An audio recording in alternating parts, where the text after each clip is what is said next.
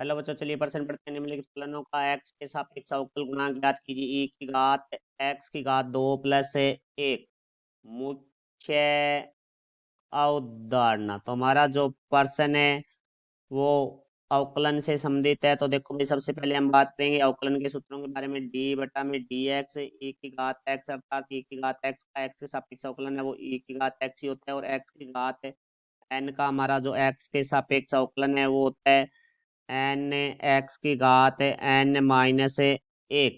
तो अब देखो हमारे प्रश्न के बारे में बात करते हैं। तो प्रश्न में हमें दिया गया जो फलन है उसको हम वाई से लिखेंगे। तो मानना वाई बराबर ई की घात एक्स की घात 2 प्लस 1।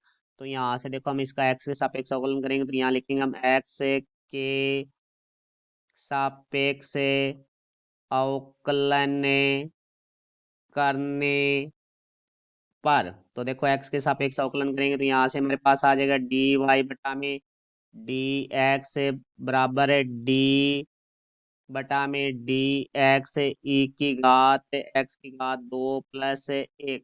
तो यहाँ से देखो हमारे पास आ जाएगा डी वाई बटा में डी एक्स बराबर है ई की घात एक्स का एक्स से सापेक्ष अवकलन ई की घात एक्स ही होता है। तो यहाँ से आ जाएगा ई की घात एक्स की घात 2 प्लस 1। तो एक्स की घात 2 प्लस 1 का हम पुनः एक्स के सापेक्ष अवकलन करेंगे। तो डी बटा में डी एक्स एक्स की घात 2 प्लस 1, चूंकि हम जानते हैं डी बटा में D X U plus V है वो बराबर होता है हमारे पास है डी यू बटा में D X plus D V बटा में डी एक्स। तो यहाँ से देखो भाई हमारे पास है डी वाई बटा में डी एक्स बराबर हमारे पास आ जाएगा ई की घात एक्स की घात 2 प्लस 1 डी बटा में डी एक्स एक्स की घात 2 प्लस डी बटा में डी एक्स 1। तो देखो यहाँ से हमारे पास है डी वाई बटा में डी एक्स बराबर आ जाएगा ई की घात एक्स की घात 2 प्लस 1। तो इसका एक्स की घात 2 का हम एक्स के सापेक्ष अवकलन करेंगे तो हमारा सूत्र लगेगा एक्स की घात एन का जो हमने मुख्य उदाहरण में लिखा है। तो 2 हमारा गुणा में आ जाएगा एक्स की घात 2 माइनस 1 प्लस एच का एक्स के सापेक्ष अवकलन है वो शून्य होता है।